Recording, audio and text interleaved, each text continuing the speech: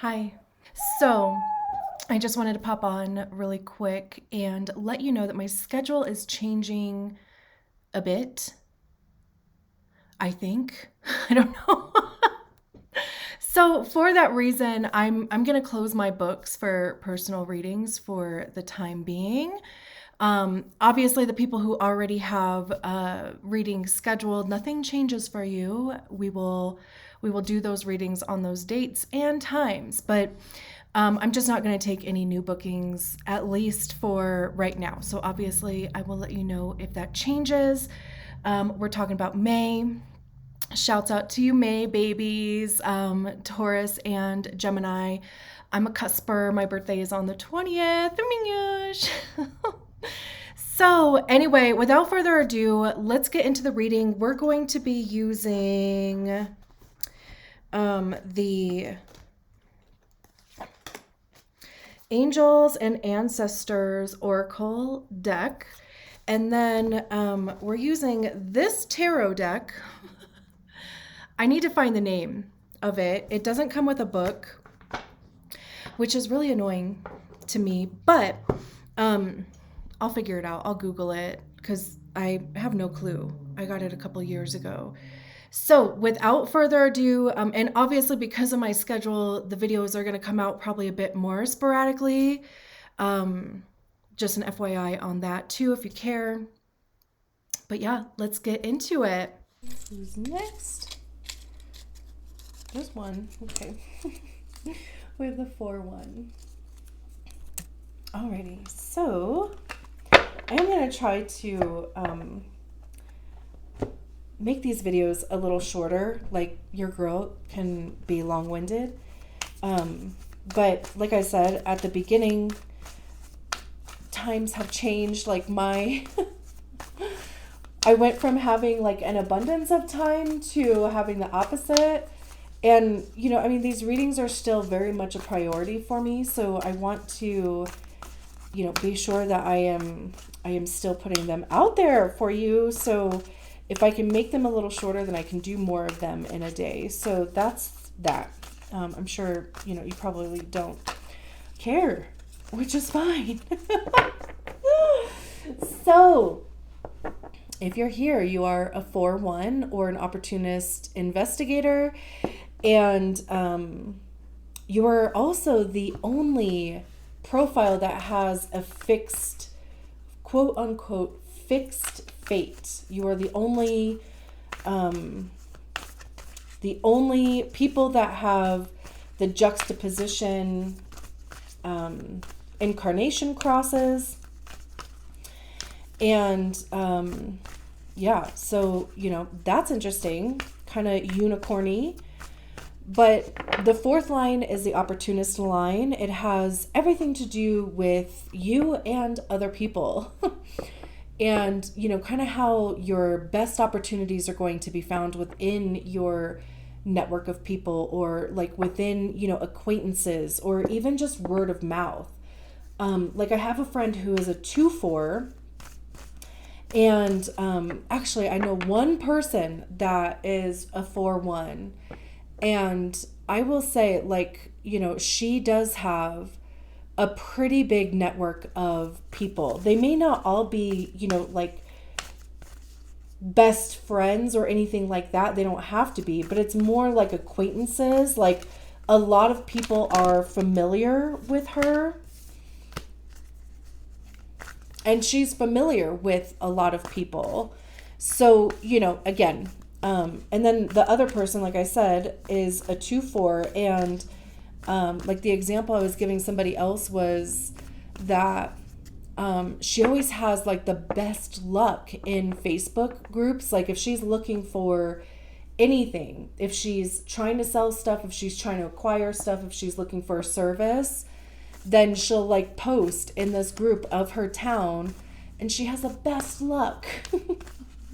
And it's not necessarily luck, but it is just, it's that 4th line.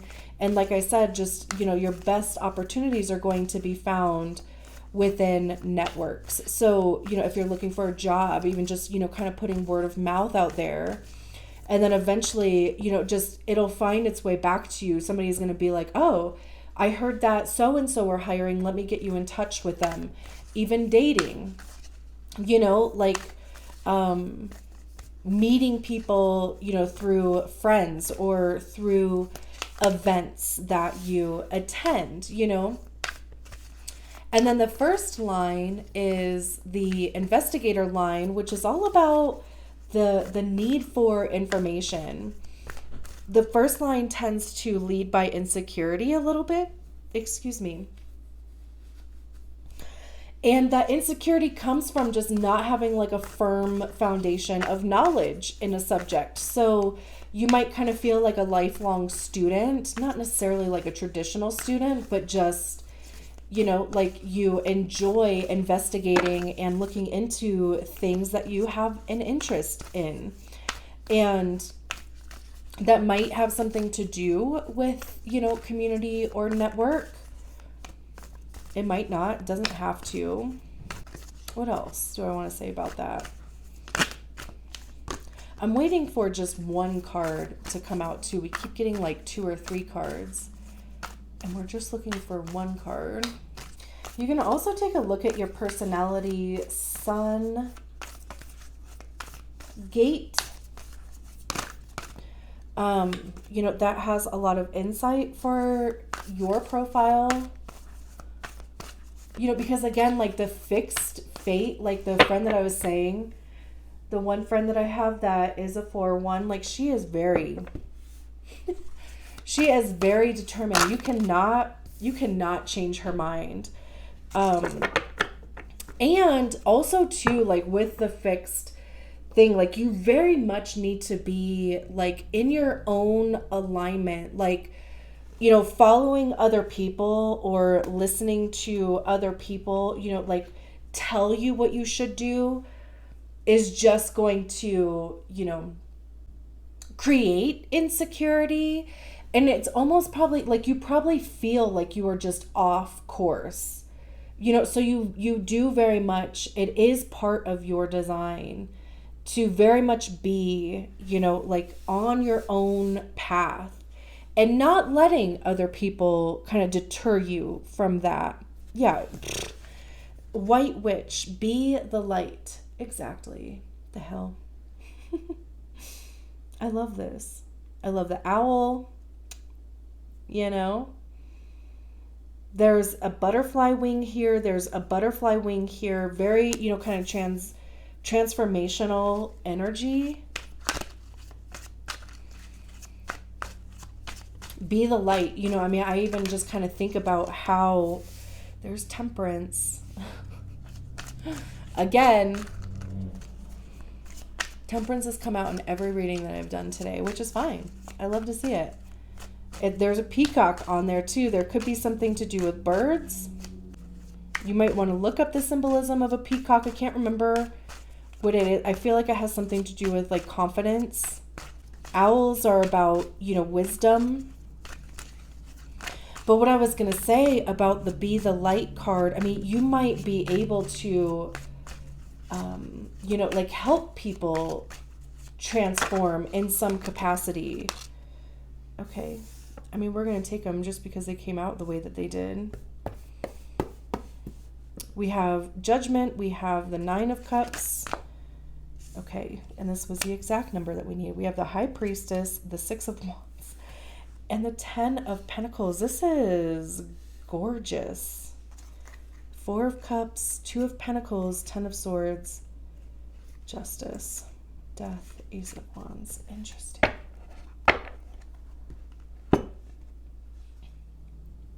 We start with Temperance.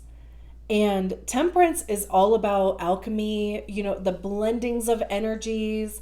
There's a patience aspect that comes with Temperance because it's like divine timing, not our time. And it takes time for, alchemy to happen. So, and I always think of chocolate with Temperance because, there's a certain process that you have to go through in order to temper chocolate correctly. And if you try to rush through any of those steps, or if you try to skip any of them, then your chocolate isn't going to temper correctly and it's going to be ruined, and then you're going to have to start from scratch. So there is this vibe of, patience and, taking one step at a time, but also even like allowing things to catch up to you is like a message that I just got in my head. And with it paired with a high priestess, so temperance is Sagittarius. You can be a Sagittarius. You could have, Sagittarius placements. There could be somebody around you that has Sagittarius. It doesn't have to be. I'm just going to point them out.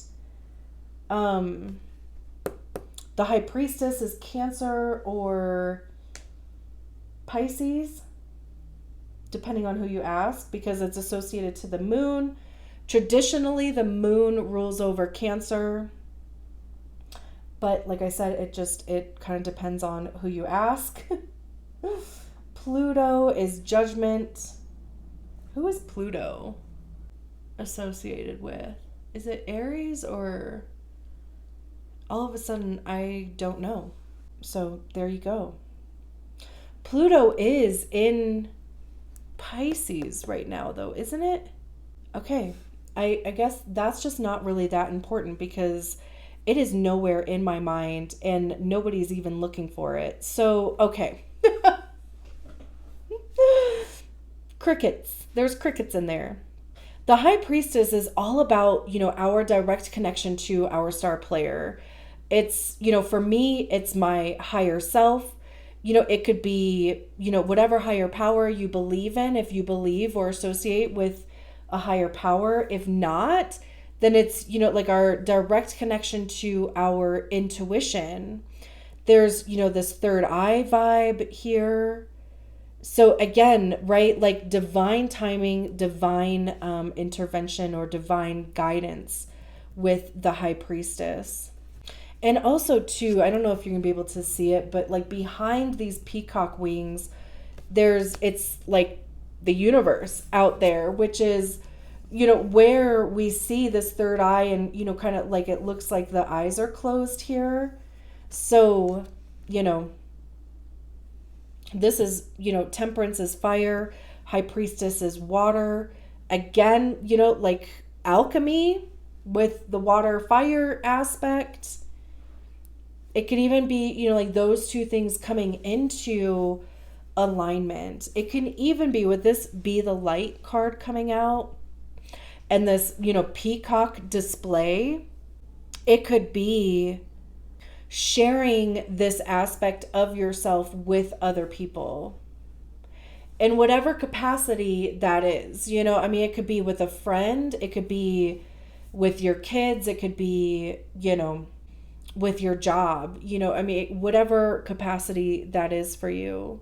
And it's interesting because, like I was saying, I think at the beginning about Be the Light, like you could help or even be part of, in some capacity, transformation, whether that is just with yourself or whether that also involves other people, because that's what the Judgment card is all about.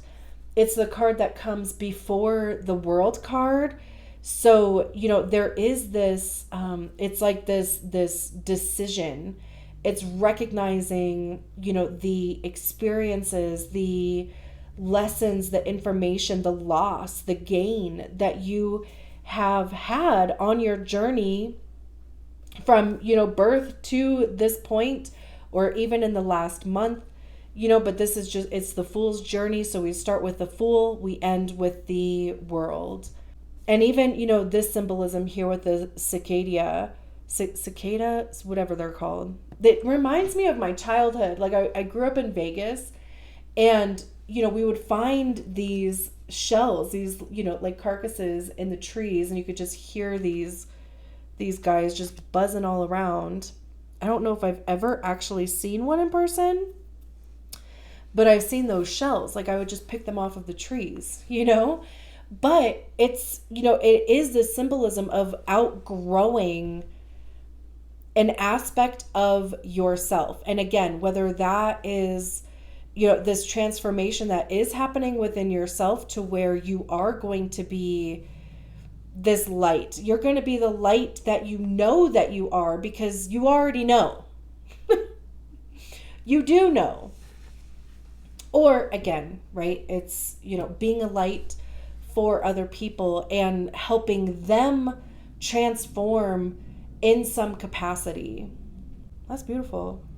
And it's kind of like, this transformation has to happen in order for the world to be possible, right? Like, this is like a decision, it's a judgment, right? So it is like it's making a decision to commit or not. I mean, usually there is some level of commitment. And then, the world card comes in. That's the end of the cycle, so that a new one can begin. And I know we don't have the world card out here. I'm just saying, like, this is the energy like that you are clearly at. And then we have these three amazing major arcana cards. And then we have these three amazing minor arcana cards, which is so cool. The Six of Wands, is victory. There's a success aspect to it. Wands have to do with action. It's the motivation behind the actions that we take. It's creativity, desires, passions. What actions are we taking towards those things? How are we communicating those things? And in this card, there's this lighted path here to the top of this mountain, and either the sun is coming up or it's going down. Either way, I feel like it's just kind of like personal preference with that, but there is this level of success, and especially with it paired with a judgment card, it's like accomplishing something that you have set out to do. And then with the Nine of Cups is wish fulfillment. It's getting exactly what you deserve. There's a level of contentment with it. Again, the sun is either going up or down. Depends on if you like sunsets or sunrises. But, clearly they're on a beach. This could even be like rewarding yourself in some capacity, really patting yourself on the back, because, you certainly deserve that. We have the Ten of Pentacles. Ten of Pentacles is about legacy. It's about generational wealth. These are probably my favorite cards out of this whole deck. I love the colors on the Six of Wands. I love the imagery on the High Priestess. I want to be in this hammock on the Nine of Cups. And I also want to be either at this table or creating this table in the Ten of Pentacles. It just, there's that saying, anytime this card comes up, there's that like saying that goes through my head of, like if you are like dating or whatever, you've heard the question or whatever, would you bring to the table? And this to me has this feeling of like, I brought the table. I created the table, right? And it does have this like community aspect to it. It could be finding your community, like just really feeling accepted, feeling like you belong, feeling, and I keep saying feeling because we have the Nine of Cups here. Just really, gratitude is coming through very strong too. But the Ten of Pentacles, like I said, it does have a generational wealth aspect to it, has a legacy aspect to it. There is community involved with the Ten of Pentacles. It could be your family. It could just be community, especially with your fourth line. Just like finding your niche, finding that sweet spot. I love it. We have the Four of Cups at the bottom of the deck. And this traditionally talks about like, boredom or lethargy. But it's interesting, each one of these cups is different. It's also a 4. It could be, I kind of just keep getting this feeling of like figuring out what's next. Like, what do you do with this, right? It's like figuring out what glass you want to fill. And really, I mean, fill all of them however you want to do that. We have the Two of Pentacles, which is about balance, balancing responsibilities. Pentacles have to do with our money, how we get it, how we save it, how we spend it. It's our time, it's our physical body. So there's some level of balance coming out of this situation for you.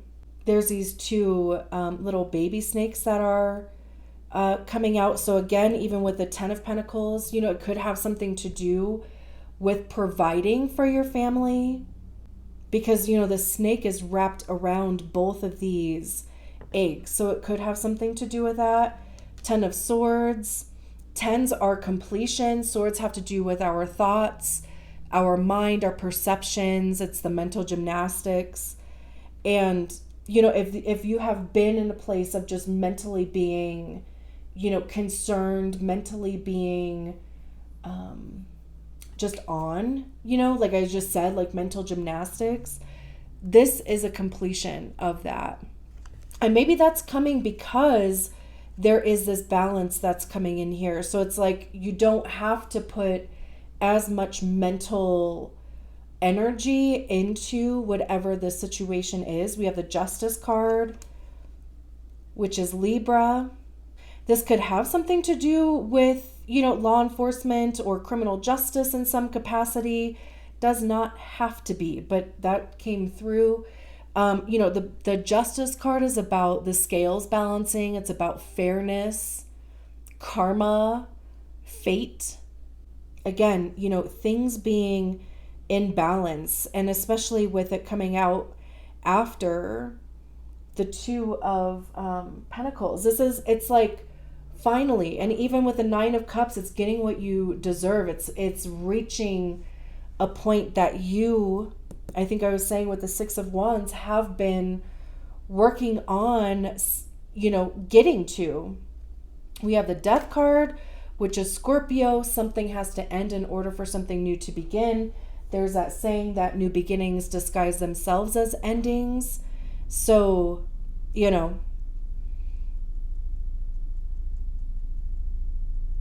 It is this thing of like releasing something. And also it's kind of hard to see probably in this card, but in this here, these are like rubies and crystals and stuff. So it's like not taking things at like face value, like not seeing the end of something as a loss, but seeing it as an opportunity, because that is what it is. We have, especially with the Ace of Wands behind it, we have this match that's, so, right behind the Death card, whatever is ending, it's allowing the energy to be available for the Ace of Wands to come in. This is new passion, new desire. It's, like that spark. It's having a new lease on life type of thing.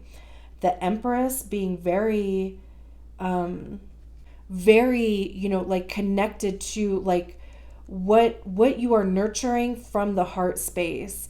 And even because trees create oxygen, right? So it's like you're nurturing this thing from the heart space, but it's also giving back to you, which is beautiful. We have the Seven of Pentacles. Oh my gosh. Sowing seeds. The Ace of Cups. This is beautiful, you guys. Oh my gosh. I identify as a 4-1.